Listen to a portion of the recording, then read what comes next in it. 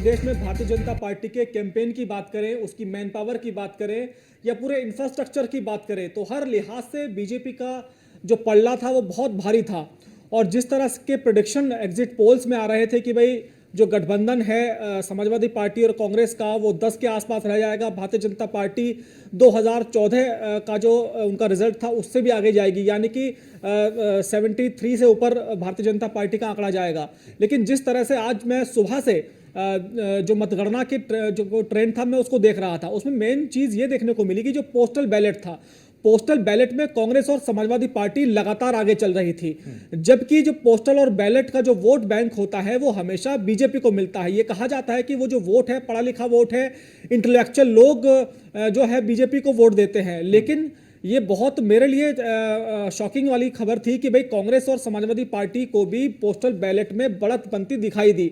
उसके बाद मेरी समझ में ये आ गया था कि जब ईवीएम खुलेंगी तो ईवीएम में भी इसका जो असर है काफ़ी हद तक देखने को मिलेगा।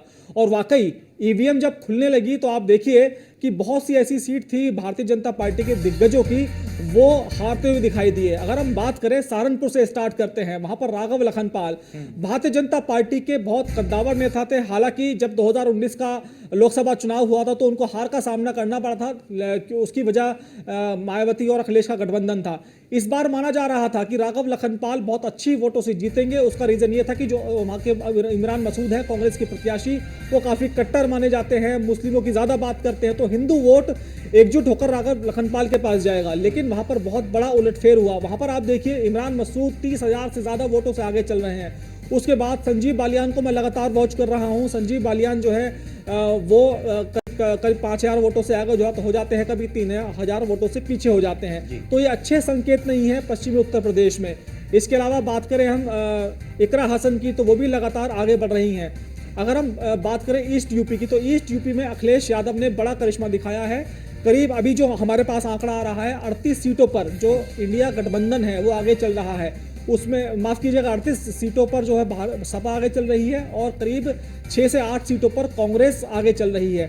अगर मैं इस पूरे आंकड़े को बताऊं, मैं अपनी जो आउटपुट की टीम है मैं उनसे कहूंगा कि वो लगातार अपनी स्क्रीन पर आंकड़ा दिखाए कि इंडिया गठबंधन जो है उसके कौन कौन से प्रत्याशी, कौन कौन सी सीट, कहां कहां कितने वोटों पर आगे चल रही है।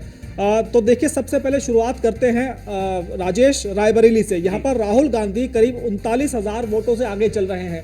रायबरेली में उम्मीद नहीं की होगी भारतीय जनता पार्टी ने कि राहुल गांधी इतनी वोटों से आगे चलेंगे, क्योंकि वहां पर समाजवादी पार्टी के जो नेता थे मनोज पांडे और इसके अलावा और जो कद्दावर नेता थे कांग्रेस के, समाजवादी पार्टी के, सभी को भाजपा के जो चाणक्य हैं अमित शाह, उन्होंने भारतीय जनता पार्टी ज्वाइन करा दी थी और कांग्रेस और समाजवादी पार्टी की कमर तोड़ने का काम किया था।